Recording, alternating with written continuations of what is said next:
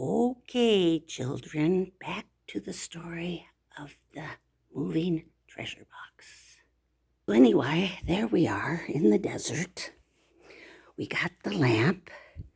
We got the sticks, the apple sticks. They have to be apple sticks.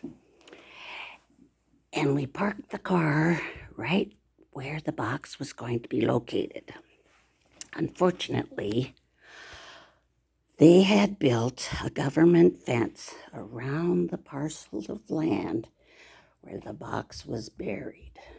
And we thought, oh no, how are we ever going to get in there with that big security fence?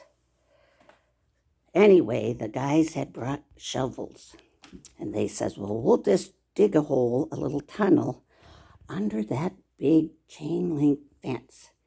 And you stay in the car and watch if anybody should come. So I stayed in the car with my mother-in-law. And sure enough, if here comes a cop car right down the road, 2 cop cars. Oh my goodness, we were so scared. We thought, oh my goodness, what are we going to do? So we laid down on the floor of the car and just watched as the police cars drove by very slow, shining their lights along the chain link fence. Well, they didn't stop. They just kept going right past, and we thought, oh my gosh, I hope the guys have gotten to the location of the treasure box. And sure enough, the guys were digging.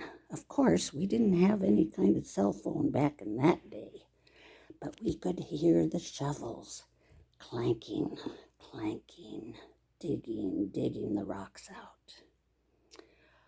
Well, all of a sudden we heard, Yahoo! Yahoo! We found the box! And we were so happy and so excited. And sure enough, down in the hole, and there was the box. So what happened is John reached down inside the hole to grab the box full of money. And all of a sudden, whoosh, the box moved right through the ground. Who knows how many feet away the box was? So the guys were really sad because you know what? They had worked so hard to get that money box. And now all of a sudden it had moved. Well, the guys came back to the car, very disheartened, very sad. And we drove back home to Colorado Springs. On the way home, John was explaining to us what happened to that money box.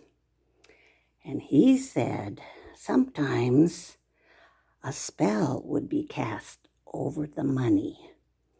And if it wasn't the person who was supposed to find it, the box would magically move right through the ground.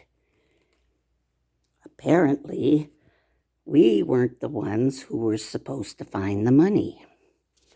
So, the angel, or whoever was protecting the box, moved it. And that was the end of the story of the treasure box that moved.